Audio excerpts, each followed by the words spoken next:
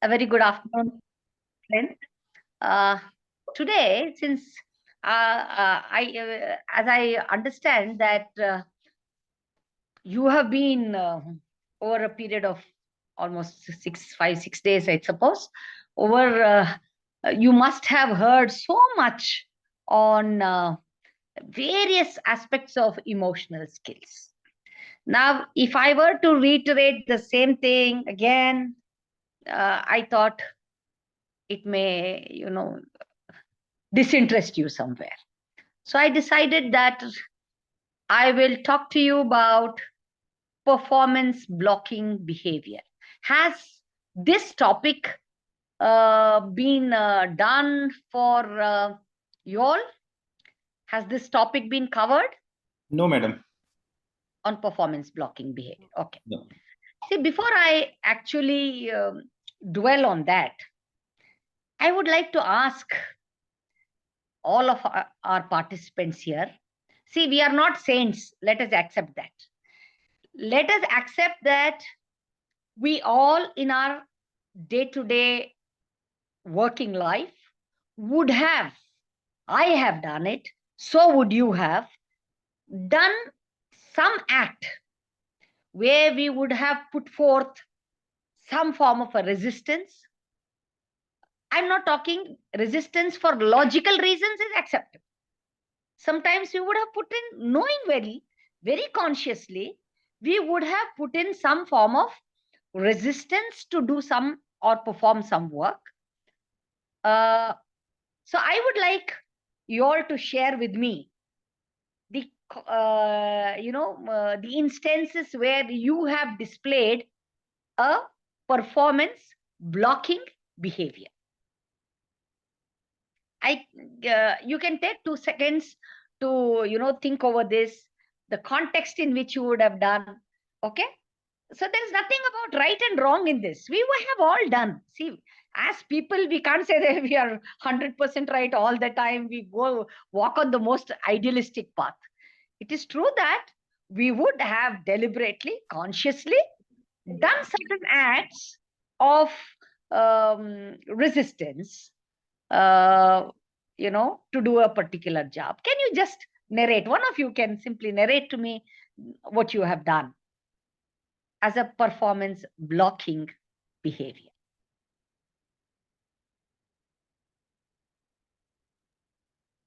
Can I share You my can experience? unmute yourself and please speak. Yeah, I would like to know. Shobha, yes, Dr. Shobha. Yeah, ma'am. Actually, we are supposed to do 2 STC, short-term courses for our upliftment. Last year, I had got an opportunity to do an STC in Mysore University. So I had applied for Bangalore University as well and Mysore University. So I completed my STC. Just a day after, I got an opportunity for Bangalore University also. And it was a time for vacation. So we did our STC in the vacation period. So as soon as we got it, it was a long period. So we had a time that we could complete an STC after some time as well, because we had to take up our vacation also. So what I decided it, I'll just take it later. So I could not go for Bangalore University. So again, I got an opportunity to do it in Mysore University, as I applied for different universities as well. So I got a second opportunity to do in again Mysore University. So I'm doing it now. Okay. So the reason for that procrastination was what? Actually, we had been a long period after COVID. So we did not have a break as well. So we had been working, and after that, even after getting a vacation, we were on this STC program. So there was no break for us. So deliberately, we need to take a break as if after that we had to shift on to our work again. So it is for personal reasons. Okay. Yes, we had to take a break over there. Okay. Okay, that's this is I would not say it's a blocking behavior. It's a form of procrastination, a postponement that you once did. Anybody else? Yes. Can you give me a different? See, having been frustrated at something, you put up a form of resistance. Resistance to work as a team member. So many things will be there. I please say for a moment, since it's an online thing, nobody really registers to what you would have got. Let us be candid. Please open up. One or two. Yes, please. Sumati. Yes, madam. Yes, madam. ಹೇಳಿ. Just ಇವಾಗ join ಆದೆ madam, ಏನ್ ಕೇಳಿದ್ರಿ ಅಂತ ಗೊತ್ತಾಗ್ಲಿಲ್ಲ ನನಗೆ. Okay, you be a you be a listener then. Let's hear from somebody else, please. I would like to take off from here, please.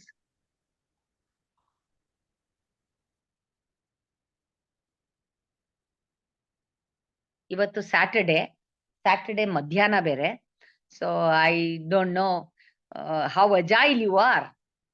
Well, let me take you through this thing on performance blocking behavior. What happens when you engage in blocking behavior? The performance blocking behavior will obstruct possible change. It will come in the way of change, because you will be stubborn in terms of your resistance. This performance blocking behavior, when continued, will subvert the vision. ನೀವು ಯಾವ direction ಅಲ್ಲಿ ಹೋಗ್ಬೇಕು ಅಂತಿರ್ತೀರಾ, sometimes it can act as an obstacle, and it will start working in reverse direction. And importantly, it will hinder the achievement of goals. So these are some of the possibilities of performance blocking behavior. Now, what are the causes for PBB? Short form ಹೇಳ್ತೀನಿ, PB and B. The causes for performance blocking behavior could be frustration of being robbed of self-worth. Simple example ಹೇಳ್ತೀನಿ. ನೀವೆಲ್ಲರೂ, is it okay if I talk in Kannada in between? Is there somebody who doesn't understand Kannada? Please spell it out. I don't understand, ma'am. Okay. Me too, ma'am. Anybody else? Many? Okay. Yes, I also. Okay. Kanglish is, in between. It's just for the ease of, talking, I would maybe use, but then I will always say that in English again. You see an example. Now, you all as teachers are in one way or the other engaged in IQAC work, NAC work. Yeah? So, Yes, ma'am. as an IQAC coordinator, as a NAC coordinator, or as a faculty taking total burden of collecting data, documentation, and things like that, when you are doing, okay, if your efforts is not recognized, and if your principal or somebody takes away the credibility of your work, what happens to you? What happens to you? I was just giving an example of NAC. It could be example of anything. You put in all the efforts, and somebody X, snatches away that credibility. Is it not very frustrating? So, the causes for performance blocking behavior could be frustration of being robbed of one's self-worth. PBB is also caused because of anxiety. Anxiety, or sometimes, you feel demeaned. Ello nimge kodbekaದ credibility they are not giving you. So you may feel demeaned. You may feel ignored. You may feel undervalued. You may be overlooked. Your suggestions may be overlooked. Sometimes because you're silent, you may be made the scapegoat. Blame game may begin at you. So these are some of the causes, reasons why you tend to display performance blocking behavior. Not just this. I will give you an umpteen lot of examples. Another cause for PBB is loss of control as well as loss of self-esteem. When your self-esteem is low, you can't stand for yourself. You can't be strong in opinionating things, and you can't stick to your guns. So in such situations, it's such a volatile phase where people can displace you from your stand. So, and situations could be such that you may not have the required authority or power. There may be an element of loss of control. So this can cause performance blocking behavior. Things are not in your hands. Even if something goes, you can't put things on track. Therefore, you do not want to participate, engage yourself in something. It is also possible that you put up this PBB when you feel threatened or when you feel intimidated. They will ask you to, it's not just that you do the documentation, you are required to present it, you are required to justify it. Avag barutte the fear. The fear because you may not have enough to justify your stand. I mean, there may not be enough documentation for you to justify your stand. Somewhere you may have given some figure which is hypothetical, and you may be worried about it. Therefore, when you feel threatened or intimidated, they may make mockery of you after your presentation. One can't stand that, and therefore you may display this blocking behavior. Sometimes it is also possible that you may have entered into a job which is beyond your capabilities. You may have got the qualification, but you may have the fear of delivery. The preparation for classroom may not be good. You may have your own deficiencies and lacuna. Okay, so this can act as a blocking, as a reason for blocking behavior. You may just not be willing to engage class. You may just want to find one small reason to escape taking class. It's like, big burden. Every day's class is a big project. Could be possible. I'm not saying every one of us are like that. I'm just giving you an example where we show lethargy in terms of not wanting to go and engage a class. It could be because of some of these reasons. Okay. And there could be fear. There could be uncertainty bogging you. There may not be any support or backup for you. And these are certain deficient reasons. It is also possible sometimes that you put up a blocking behavior because your bosses don't take decisions. Your bosses may act as escapists. They may abdicate taking decisions, and they may push you into the fore. Or another cause for performance blocking behavior is you may feel isolated, and or that you may also be at risk. Particularly, I'll tell you, when it comes to developmental activities. You have to write for budget. Your budget may get sanctioned. After executing the project, you have to get a no objection certificate. You have to get a utilization certificate. Now, because of the fear of, suppose things are not being done meticulously, if you don't follow rules, if your financial management is poor, or some such reasons, things may not be in order. Sometimes everything is in order, yet there can be some procedural lapses. Now, this will entail a lot of risk. Auditors may find fault with you. So you may not want to take up that responsibility. The causes can be plenty. The reasons may be either mostly for blocking behavior. Very rarely logical constructive reasons will be there, but that we really don't look at as blocking behavior, when primarily it is intended because of illogical reasons or because of lacunas that I just told. We tend to display this performance blocking behavior. Now, this performance blocking behavior generally arises from threat to your self-concept. When your self-concept itself is at stake, is threatened, you tend to put up that resistance and stubbornness. So, when you talk about self-concept, what is it that we are referring to? One is, it could be in terms of your self-esteem, okay? The belief that you have about yourself and your ability to perform a task effectively. It could be because your competence is being questioned, or you may lack that competence. You may lack the knowledge and ability. Or sometimes you may undervalue yourself. You may feel that you are not worthy enough. Okay.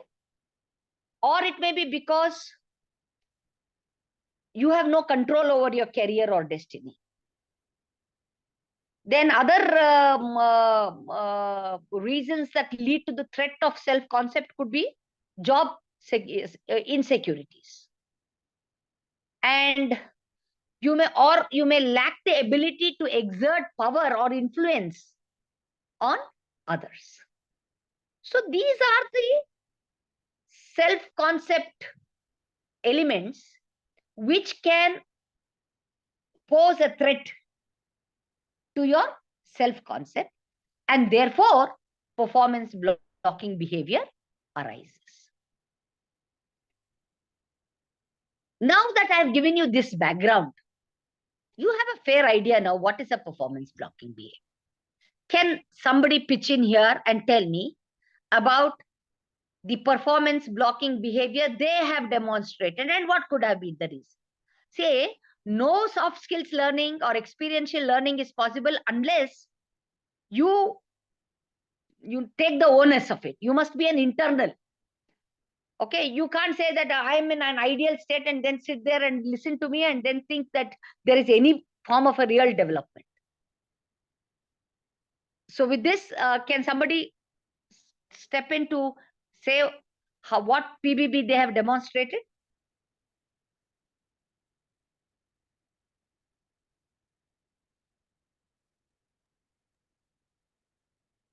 Okay, you don't want to say because it might also get recorded. Okay.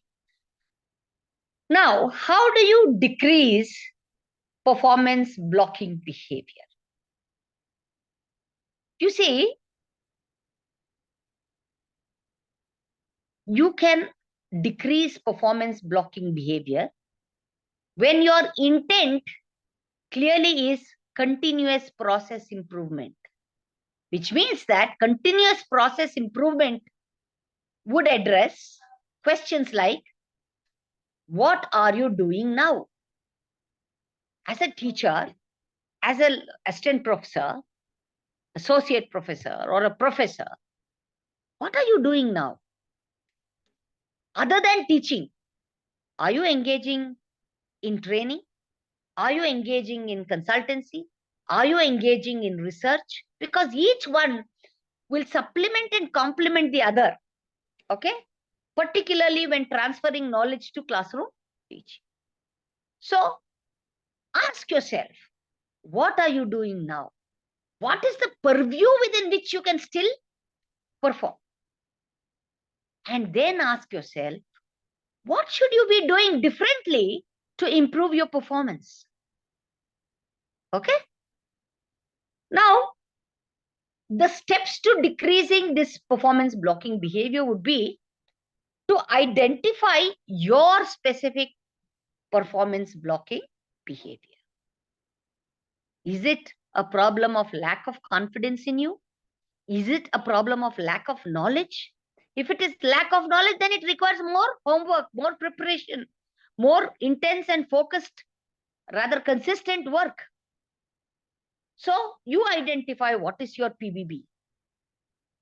And then you examine your behavior. When is it? In what context do I withdraw myself? Or I refuse to do it? When? This is called a self-reflection, self-introspection, where you try and examine when this behavior is being displayed. and what triggers this kind of behavior. Does this happen to me when my colleagues are doing better than me and I start feeling demeaned? Is it when somebody is moving faster, taking more projects, taking more activities and assignments, and you feel jealous? Or is it when you do a lot of things and your superior is biased and prejudiced and does not give you the due recognition required? In such circumstances, do you put forth this blocking behavior? So you must examine what your PBB is, when it is displayed, and what is the cause or reason that triggers the PBB. You should also simultaneously analyze, look into your reaction. You must recognize your reaction and say, when do you react in a way you are doing? When is it that in what is the context in which you tend to react or put forth your performance blocking behavior? And how do you display that behavior? Do you do it diplomatically? Are you aggressive about it? Do you display it in a very passive fashion? Are you aggressive passive or passive aggressive? Or are you assertive in your reaction? See, this is very important. And while you are doing this, you should seek feedback from individuals who are your well-wishers, who wish good of you, who are constructive in their suggestions.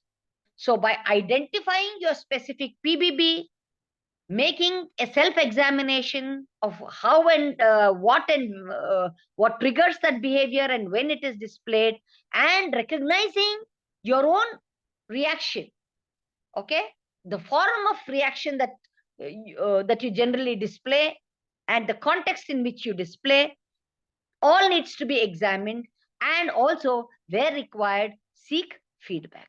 So this is one way of trying to decrease your performance blocking behavior. And what is the advice that can be given to performance blocking behavior exhibitors?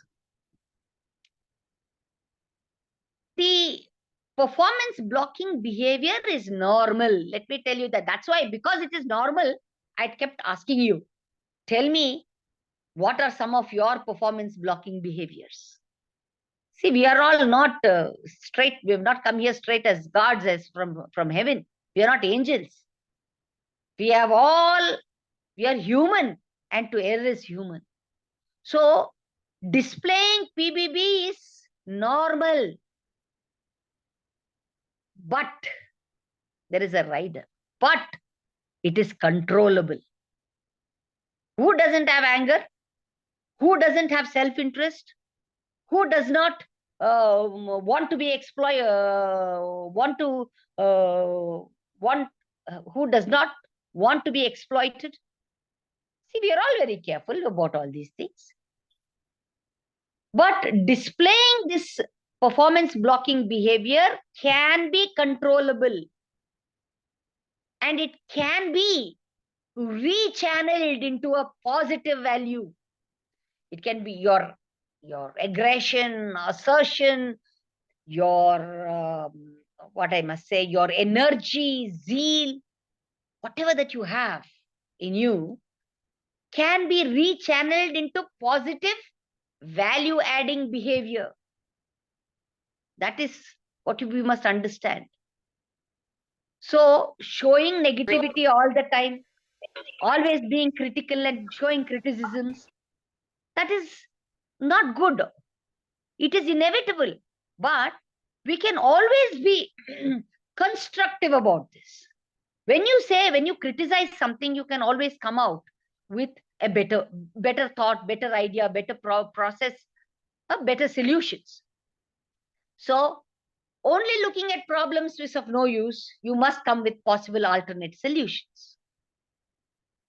Another advice to the PBB exhibitors is that the cause may be external. It may be because of X, Y, and Z. Others may be involved in your displaying PBB. But I said the cause may be external, but the cures are internal. It is within you.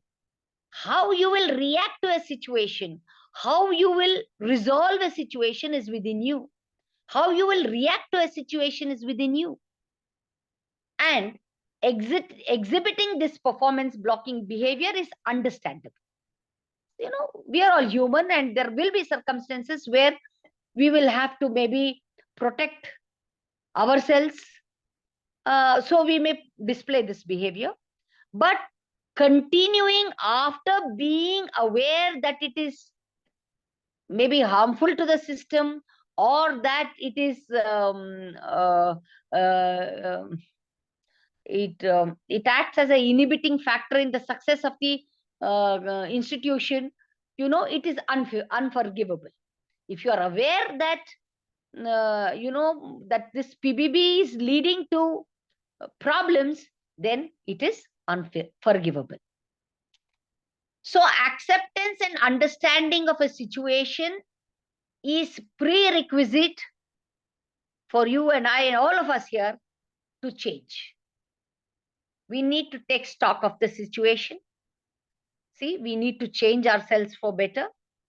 You can't change your behavior until you know exactly what you are doing now. Therefore, there is a need for self-introspection and self-reflection. And if the cause of your behavior is beyond your control, if the cause of your behavior is beyond your own control, then you need to change your reaction to it. Now, the advice to all teachers per se is, if you manage your students through fear, if you manage your students through fear, then you will find that your students will be nervous. Because they are nervous, they won't approach you with a problem. So the problem gets worsened. They will be afraid to be creative, or they will be afraid to express new ideas. You can never be a successful counselor because there will never be people who will trust you. The students won't want to risk your disapproval by coming to you. So when this happens, the student community will suffer. So also there will be a downfall of this educational system. So this thing must be borne in mind by all the teachers. Now, let me tell you the different forms of, I'm talking about different forms of performance blocking behavior. One of them is threat. What are the reactions to threat? When you and I are, all of us here are subject to threat, then what will be the different forms of reaction? You may become aggressive. So you may display aggressive behavior, which could be in the form of fight. It could be in the form of flight, where you will distance yourself from the situation. Or if you are meek, submission, where you give in to pressure. These can be different reactions to threat. So the types of performance blocking behavior could be defensive in nature, where you put forth aggressive behavior. It could be conflict. It could result in conflict, where there could be avoidance behavior. Okay. And you could also be, there is another behavior that I must tell you. it is what you call that, it could be in the form of submission. You may, when there is a threat, you may just submit yourself. So it can be in the reactions can be in the form of fight, flight, or submission, which can be either defensive in nature, conflicting in nature, or you may seek and hone responsibilities. Now let us look at different types of behavior. Let us look at defensive aggressive behavior.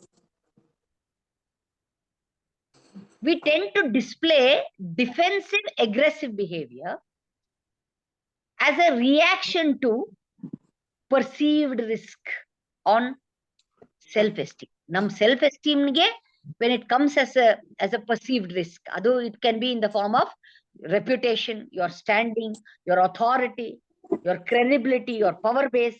If it goes to rock or knock, then somebody has to unmute, please. Then you tend to put forth a defensive aggressive behavior.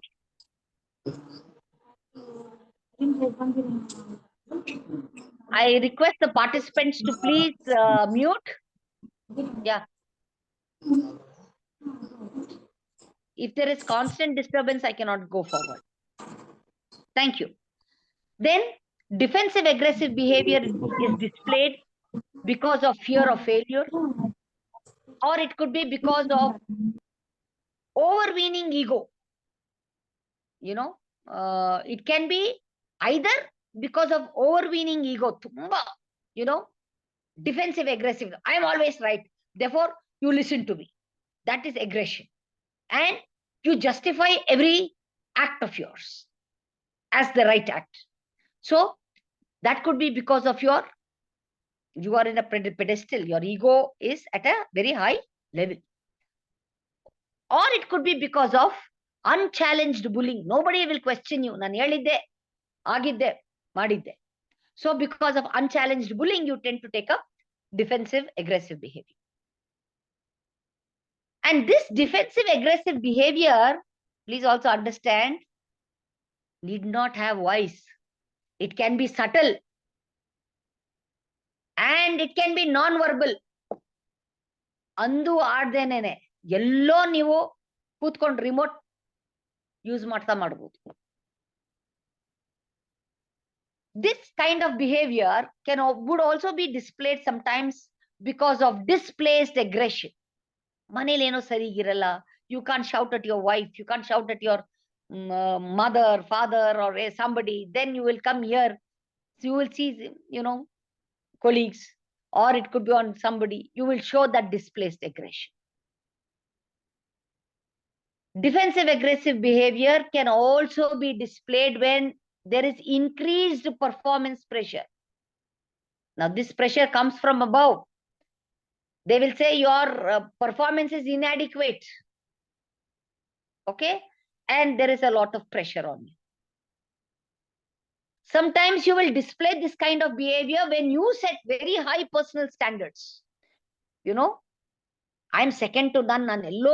My bar is very high.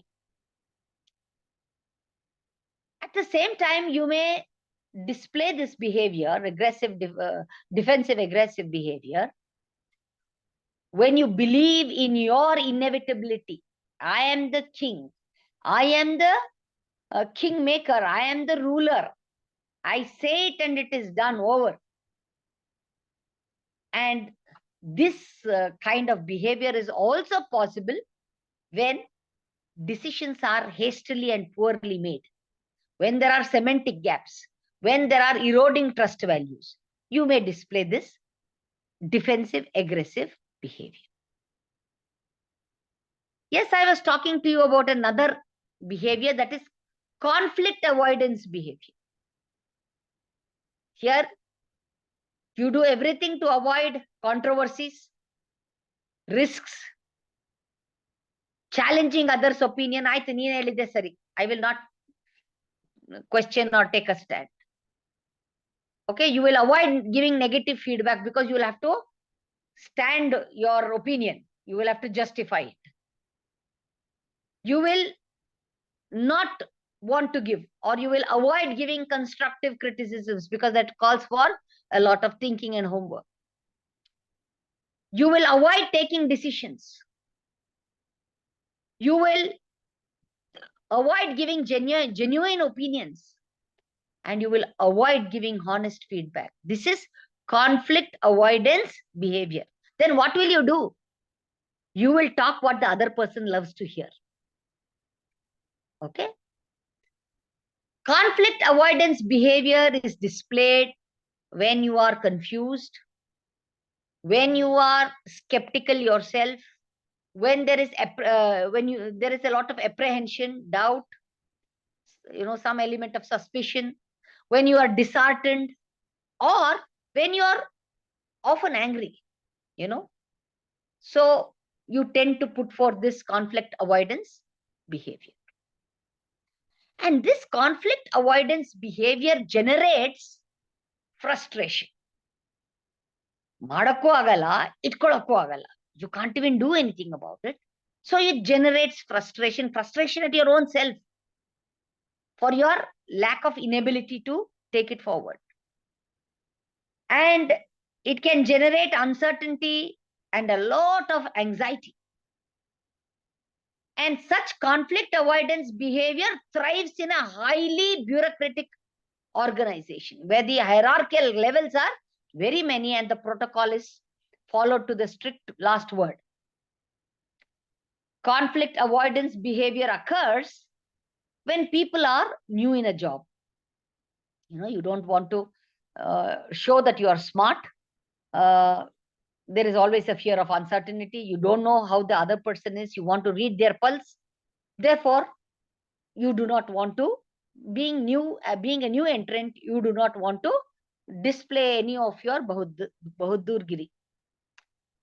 Then, conflict avoidance behavior results from pushing the positive behavior beyond limits.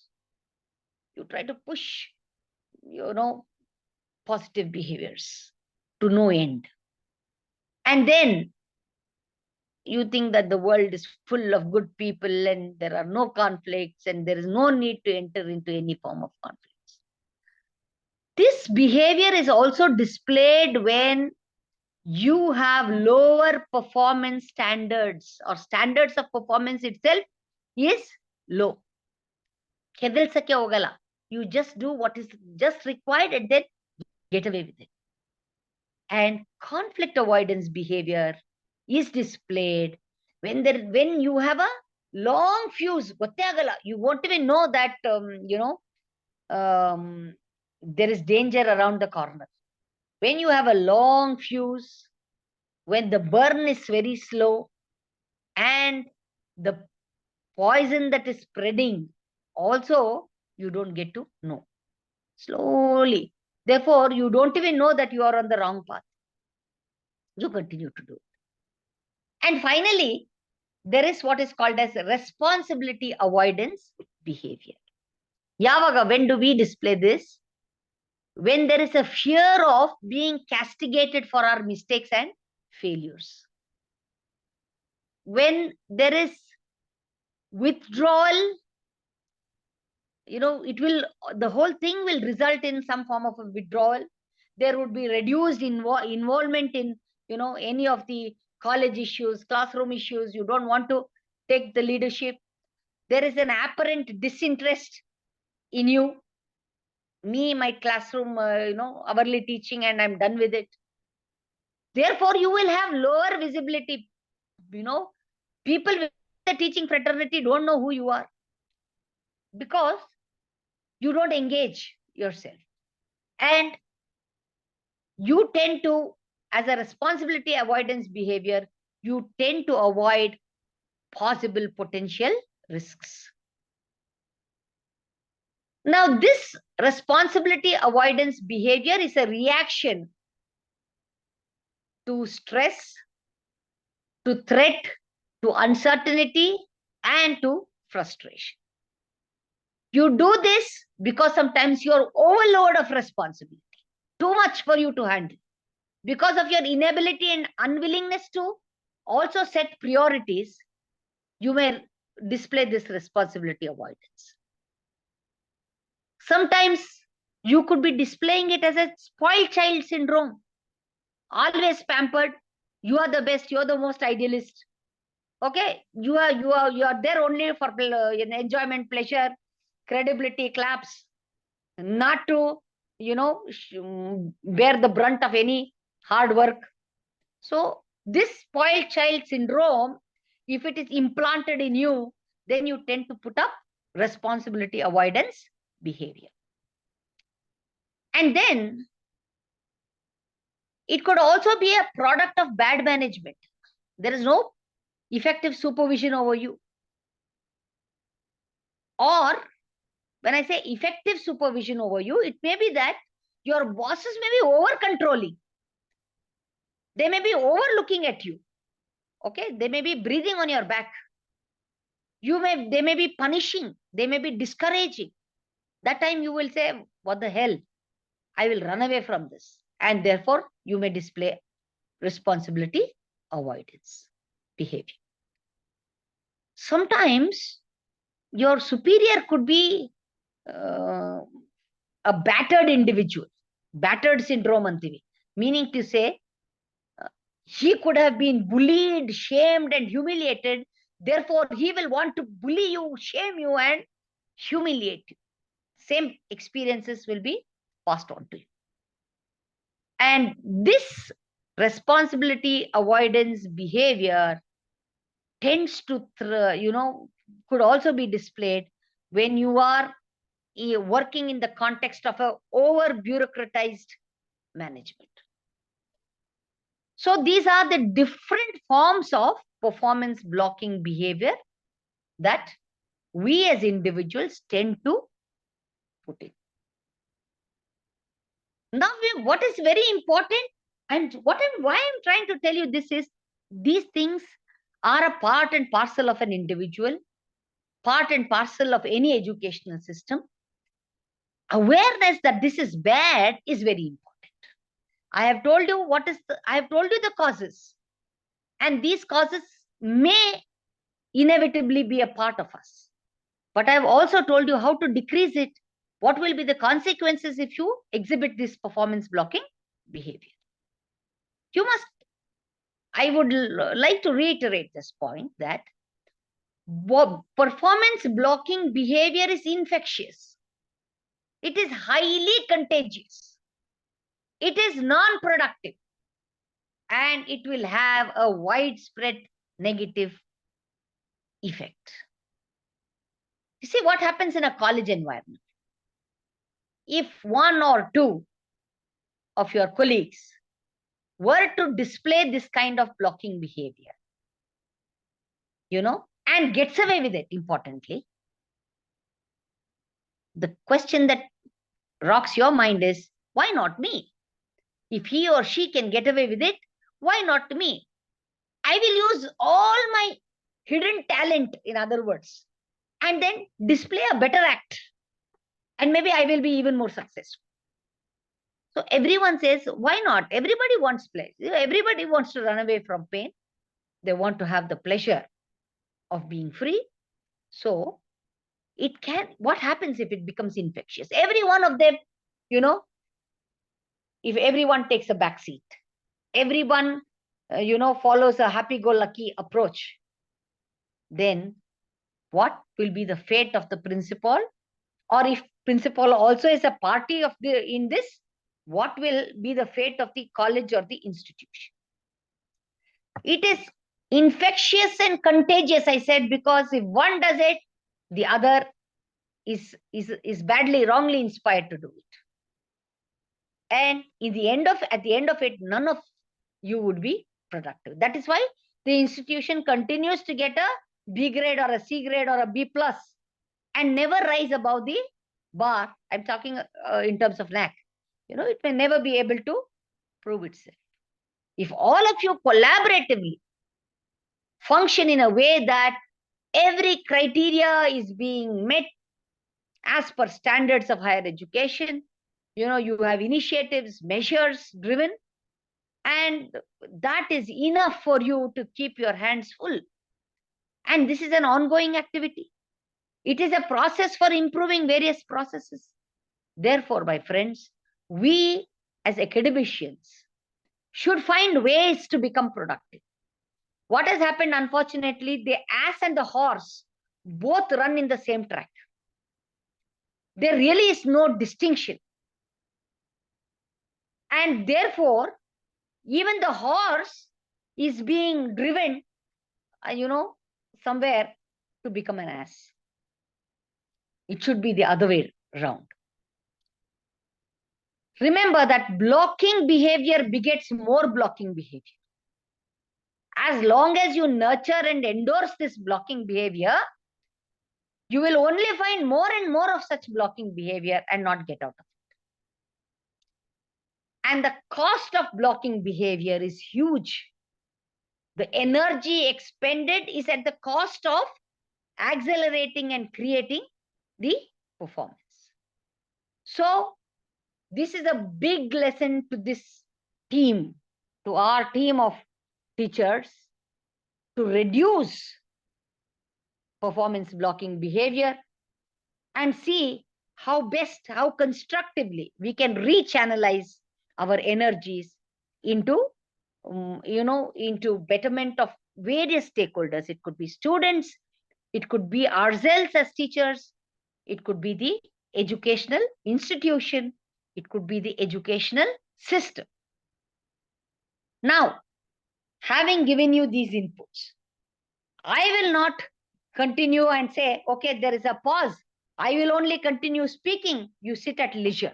Unless you get to speak, it is of no use. I want the class to be interacting, please. This is not rocket science. This is something that you and I every day, in every context, you and I all the time are engaged in this, this act of either reducing our blocking behavior or, accelerating this blocking behavior in our workplace setup. Yes, please. Over to the audience.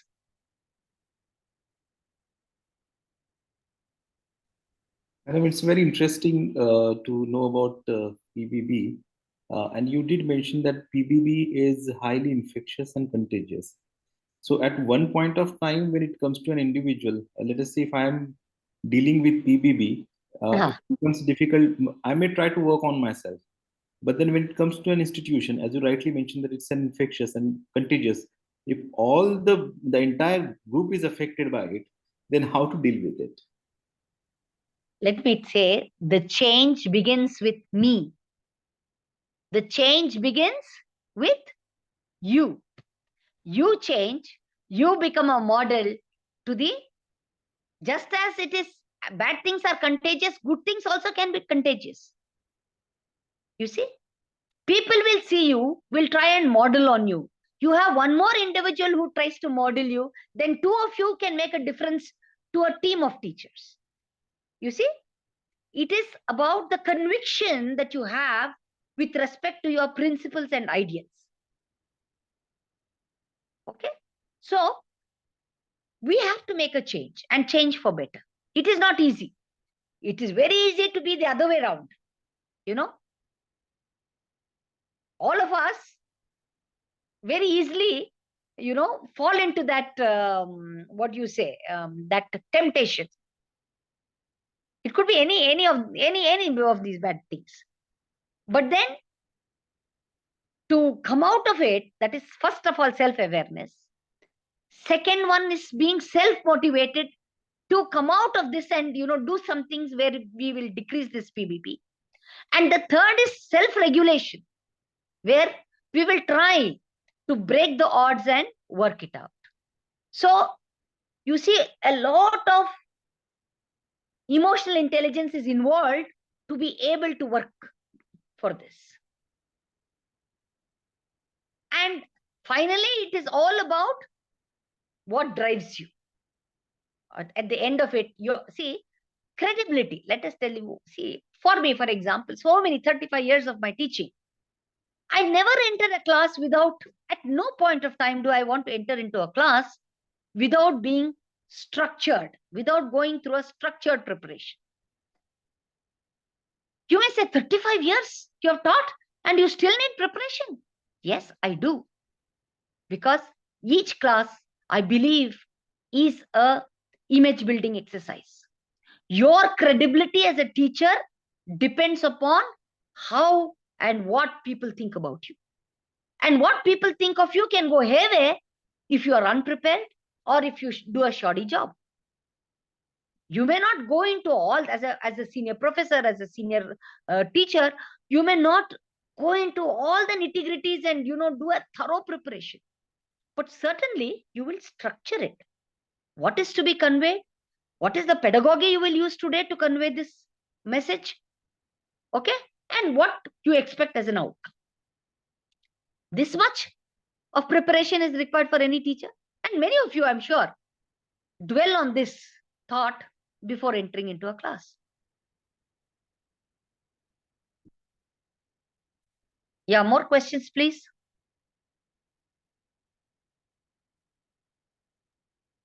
One more thing, if Please, I may. sir, please, as many, because none of them are speaking, as many. We can have a tete until 3:15, please. You did mention that two types of factors that may affect, that may lead to PBB. One is internal and external factors. And you also said that when it comes to external factors, what we need to do is to change the reaction. Our reaction. Our reaction, how we react to the situation. For example, let me just tell you, just in line with being contagious and infectious, very closely connected with it. You see, I will not say complete corruption. I'm not using the word corruption here, but maybe there is, I will not call it corruption, but there is a possibility where you can earn more. Okay, earn more in some form. Okay. X is doing. X faculty is doing. Y finds it very lucrative. Y says, why not? I will also go through this. Y also is engaging in some act where he can improve his finances. Z thinks, yes, when the whole world is doing, then why shouldn't I? Okay. So the acts that are not very constructive, okay, not genuinely constructive, may give you positive outcomes. Okay. But the outcome itself, the end itself is questionable because the means are questionable. So you asked me this question about things where we have to change. Our reactions to things have to change. Sometimes, can you change the world around you? You cannot change the world around you. But certainly, you can change yourself. I'll give you a simple example. We are all engaged in valuation. All of us go for valuation. Okay. There is a way to value. People, so quick, so fast that in a minute they can finish 2 papers. I'm just saying. I'm giving you a very, very candid figure. Rather, I'm taking you to extremes. This is not so. This is not to be. Okay. So valuation can be done in great pace. At the same time, you can do the valuation in an appropriate pace. I'm not saying slow, appropriate pace, where you give focus, attention to the exercise. Some may do more papers and earn more money. Somebody may stick to the principle and say, this is my cup of tea and this is what I'm going to do. You cannot change everybody and then, keep clipping everybody's, what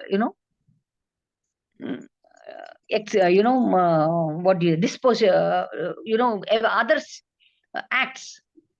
What you could do is you can stick to yours, right? So the reaction is internal. There may be people who do hundreds of papers, fine. But today for me, I will be able to do justice if I were to evaluate 40 scripts or maybe 60 scripts from morning to evening. If I'm sitting there and doing this job, then it's a job well done. So my reaction to this is in my hands. None totally there. I am able to control this. Yes. Yes, please. Anybody?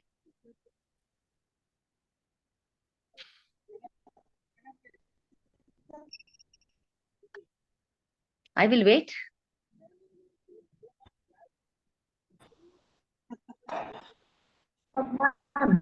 Ma'am, performance Yes, Dr. this one Vidya. blocking does also. Enapa? Yes. Suppose if there is a cranky boss, If there is a if the boss is cranky, cranky. If you have a doesn't boss leave- who is cranky, doesn't leave an individual, doesn't leave the individual or the development courses or like that, and not allow the person to like acquire new skills and all. So in that way, much he can, what he can do. Okay. Now that I was able to listen to 1, 2, 3 words here and there. Now I am trying to fill in the blanks and now making sense of what you're trying to say.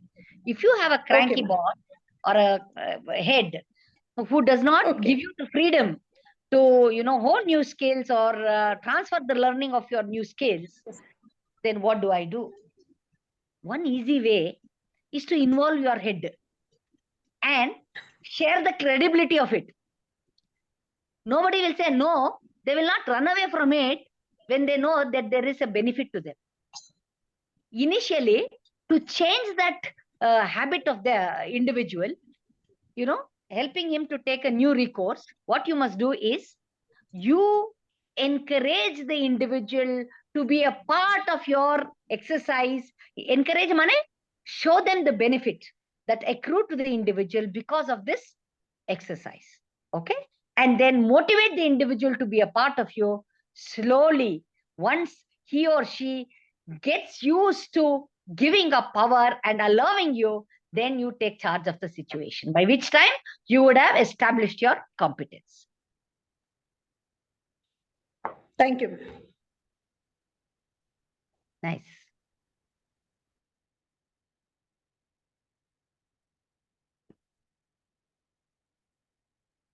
One second. Madam? Have? Yes. Okay.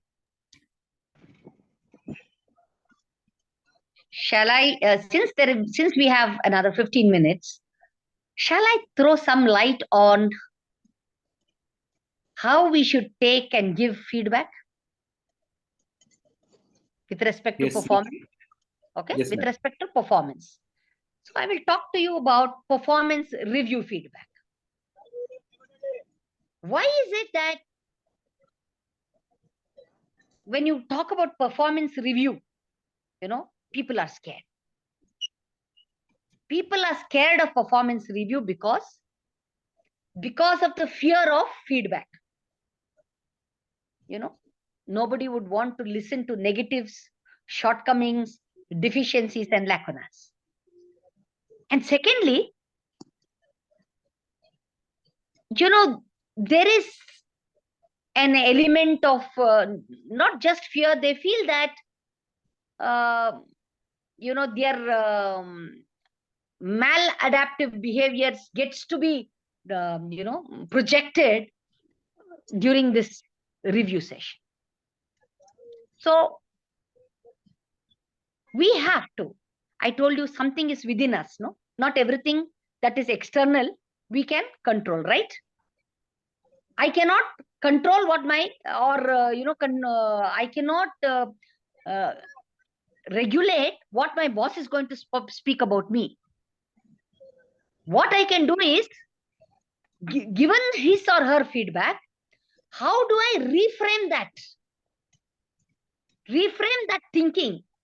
Reframe it into your thinking so that you can be more constructive and positive in your approach. And the third thing that we must understand is how to deal with feedbacks. Now, I was telling you that the fear of feedback is displayed as a maladaptive behavior. And therefore, what forms do we take? When somebody gives us a feedback, we tend to procrastinate it. That is because we are anxious, we are embarrassed, dissatisfied, and invariably what happens is it will contain in itself that element of hostility and anger. So we tend to procrastinate. When feedback comes, sometimes we are in a denial mode. We are unable or unwilling to face the reality, and this becomes an unconscious response from our end. The third thing is there will be a tendency to brood over it. See, look what my boss told about me. In spite of getting all the work done from me, this is what he has gone and reported about me. Now, when you're faced with situations that you can't master, or because of your passivity, or sometimes you don't know what is happening, somebody is taking charge of your work, you are paralyzed, somewhere you are isolated, at such times what you do is, naturally when you get whatever feedback comes, the context will be such, you will also engage in blaming or brooding over it. One other reaction to feedback will be jealousy. That is, when you compare yourself with others, it may be based on suspicion, rivalry, envy, or even possessiveness. So what you do is, you tend to, what you do is, you try to say that you're comparing, no, you are better. So you try to debilitate others as over-idealized, not possible, or then you will perceive them as less talented, less competent, and less intelligent if somebody is doing better. Okay, but if you are you tend to show that you are no less, okay, through your feedback. And another possibility also is to self-sabotage. Unconsciously, you undercut your own self. You tend to make nasty comment. I am a big Buddhu. When you say I am a Buddha, you are self-sabotaging. You believe and think that you are good for nothing. And sometimes you make statements where you say that you take pride in the fact that you are being dysfunctional. So these are forms of, I must say, maladaptive behaviors when you receive feedback. I told you we have to learn to adapt to feedback. How do you do it? You recognize your emotions and responses. You seek support where required. When you don't know, when you're confused, ask. Ask for people to give you a clear action plan or a path. Okay? Reframe the free feedback in a way that makes understanding to you. Replay it to them to reconfirm that what they have said is what you have understood.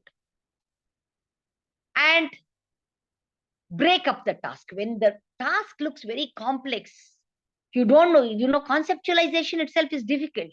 Then you break the tasks into smaller, understandable elements. And sometimes we have to, in our process of adapting, we may have to use incentives. You incubate on the appreciations that people have given you. It's an incentive. It will motivate you. It will give you an inner drive. And Accept constructive criticisms. Okay, that will help you, take you to raise your bar of standards. Then seek external feedback. What others also think about you is important. You absorb the feedback and then lay a clear, conscious plan of action. So in this way, you are able to adapt to the feedback. How do you reframe your thinking? Say, possible negative emotions when people give you feedback is anger. And how do you respond? What is your, when you are angered, what is your maladaptive response? You tend to show up that anger, maybe in your countenance, maybe in the way, the tone, language that you use. So you act out. How could you reframe this? You must say, they have given feedback. It's up to me to get the feedback I need. Okay? And it's up to me to put that into action. If your emotion is one of anxiety, what is your maladaptive response? Because you have anxiety, you blame others or you tend to brood over the situation. So reframing happens when you explore new opportunities. If there is fear of confrontation, then what do? You will say, no, I don't want to go in the front. I will not. So, you tend to either deny or you procrastinate or you say, I'm not good enough to be able to do it. And how should you reframe it? You should be able to take initiatives. You put yourself in charge. Suppose you have to jump into water. If you keep thinking of the fears, you will never. Push yourself and jump into it. And that will give you the power. If your emotions is one of the fear of being reprised, what do? You tend to deny. Don't do that. How should you reframe? You should say that I really need to know honestly how I am doing. Please tell me the specific points that I need improved. If you feel hurt, what do? You tend to show up some form of irritability, jealousy, all these things come. You can reframe it by thinking that I can still pay attention to the corrections even though it would hurt me. Nim self-esteem dakke bandru, no? It is for your own good, maybe at a future point of time, that you must have to change. If your emotions are one of being defensive, you tend to show up insubordination, not agree to your boss or not allow the commands and or be obedient. You must remember that being non-defensive is not acceptable. I mean, it will allow, when you are non-defensive, it is good to be non-defensive, sorry. If you are non-defensive, it will allow you to hear what they say. That listening skills in you will be improved. And this is very important, you see. It is important because it will give you an opportunity. Okay, this is as far as taking feedback is concerned. Suppose you as a teacher has to give feedback to the students. What should you take care of? You must make sure that emotional reactions to feedback can come in the form of surprise, defensiveness, shock, anger, rejection from your students. They can show up, any of these emotional reactions. And when they show up such kind of reactions, you need to be very patient, very focused, very clear with the homework that you have done, because you need justification for what you have said. So, as an evaluator or as a teacher, you need to lessen the emotional reactions. How could you do that? You must pay attention to performance and not focus on the person. The performance of the person is important, not the person himself or herself. And there must be relevance. Your feedback must be relevant and not out of context. You should not give surprises to students.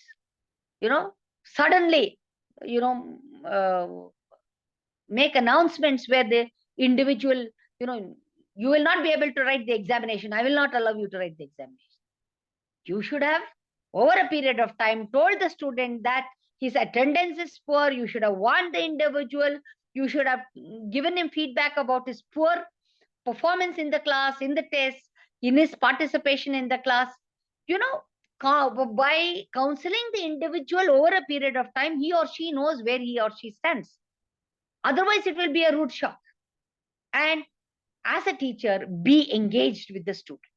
Always it is important that we have to be engaged on a continual basis. So this is about receiving feedback and giving feedback. And I hope I have done justice to my session today on performance blocking behavior as well as on reviewing feedback mechanisms. If you have any questions, I'm open. Otherwise, we can call it a day. I leave it to the audience.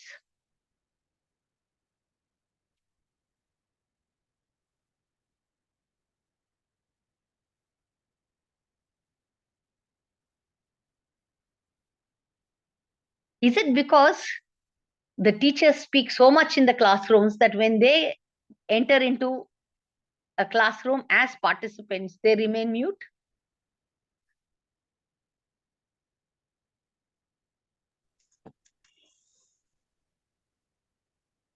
Thank you, ladies and gentlemen. Thank you, madam. Thank you. Thank you, Thank you, ma'am. madam. Thank you, madam. Thank you, madam. Thank you, madam. Thank you. ನೋಡ್ತಾನೆ ಕಾಲ್ ನೋಡು ಕಾಲ್ ಕಾಣಿಸ್ತಿದೆ ಕಾಲು